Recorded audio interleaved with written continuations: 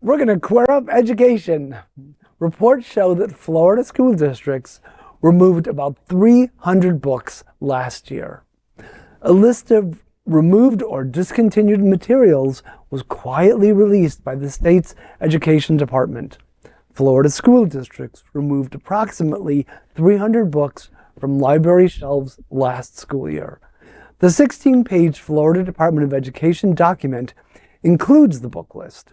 The removals were prompted by more than 1,200 objections raised by parents of public school students or other Florida residents. The discontinued titles include dozens of books containing LGBTQ+ themes or characters, including Genderqueer and All Boys Aren't Blue, A Day in the Life of Marlon Bundo, and Tango, and Tango Makes Three. Other books on the list include Toni Morrison's Beloved, Bernard Malamud's The Fixer, and Margaret Atwood's The Testaments. Out of Florida's 67 counties, school districts in 21 counties removed books in the last school year, with 5 districts removing more than 10 books. Clay County, in the northeastern part of the state, banned the most titles, with 177 removals, followed by Martin County in the southeast with 98 removals. Well, you know, it's terrifying. As a writer, can I just say that it's a terrifying concept, the book banning concept. But seriously, in a state that I think ranks at like number 3 in the most illiterate states in the country, encourage people to read. Doesn't matter what they read. Just encourage them to read. Stop banning books. Encourage them to read. And it's only like really a handful of people who are actually doing the banning. I mean, you know, I don't know the exact number, but it's like in one of the states, it was like one person who is reporting on X number of books. And so it's really shocking, and it shows the power of the minority that's the squeaky wheel. Yeah, it's really crazy. Yeah. I have a little good news. Oh, good. Okay. On my flight home from Palm Springs, I happened to view the Judy Blume documentary. She lives in Key West with a bookstore. We have her on our side. She has dealt with this before. So she has, you know, presumably all these years later, I know for myself, I love when I have a second chance to go back and do something and fix the mistakes I made the first time to do it better the second time. So I'm hoping that she's on this. And hopefully we won't have to respell Florida so that the DA at the end doesn't become DUH. Well, it just proves to us, I mean, in the story it said 1,200 people made complaints. Proves to us that even if we don't have kids in our public school districts, I don't have any kids, although I have many gay friends that do, you know, I still have a vote. My money still goes to the public school district. And I have friends and neighbors that have young kids and kids that deserve to read these books as I had the chance to read when I was in school. And I'm not that old that most of these books have not come to my attention. But, you know, it just proves the importance of being involved in the community outside of just the gay community. We have to be active in the entire community, you know, to prove who we are. And if that means we have to show up at a public school district meeting, whether we have children or not, we show up. And Bob, or Greg, I want to disagree with you when you said it doesn't matter what they read, they just need to read. But it does matter. It does matter what they read. They need to read a wide spectrum of opinions and thought. Conservative thought, yes, absolutely. But they also need to have Black history and people of color stories. They need to have, obviously, LGBTQ plus stories. Those things are important. And honestly, I was surprised at the number for being so low.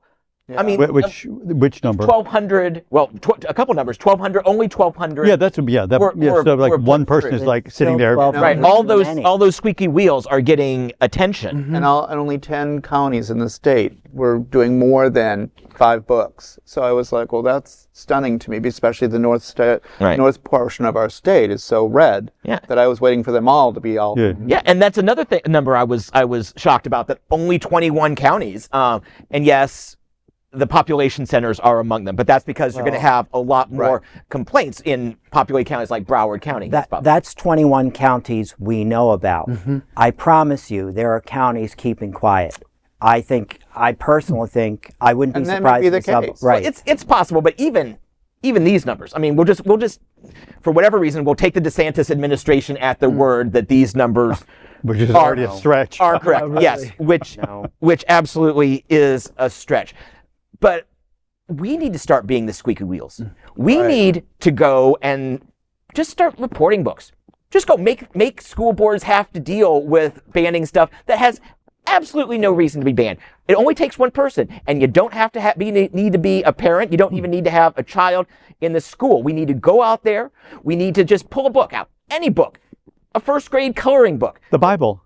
Oh, it's already been. It's already been. Yeah, it's been reported. It's yeah. Okay, but well, there's plenty of right-wing books out there. Ann Coulter has written books. God, I can't believe I'm using such foul language on the TV. Bill O'Reilly, I mean, all these conservative pundits have written books. I'm sure they're sitting in school libraries because somebody donated them.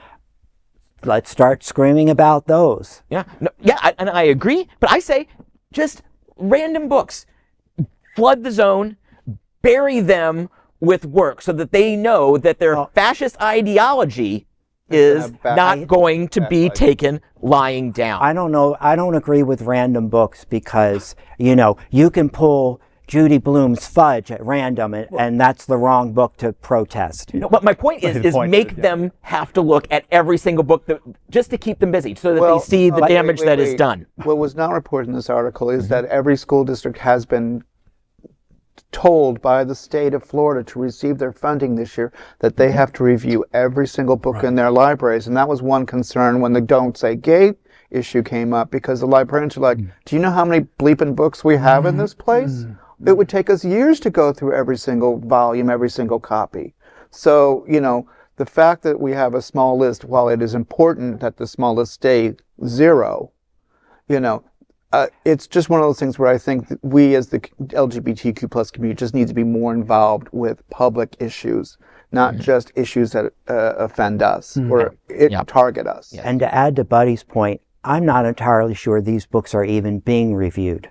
Because depending on the county, they're just going to... The title goes and it's off. It's 1,200 books were reported, 300 were banned, 25%. That's an incredibly high. That is a high for sure. Rate. And like I said, I'll just go off these numbers because that's all we really have. But get involved with the school district. Contact the school district. Say, what is the process? Can I make sure that these books are? Can I speak in support of these books? And let me tell you why these books are important. Because we need to. It's not the books that need to be banned. We need to teach kids the ability to discern the value of the books and say, where do I feel on this? And is this bigotry? Is this hatred? And I have the common sense to know what is reality and what is fabricated and ideology. Well, because common sense has no place in Florida. Because reading is what? Fundamental.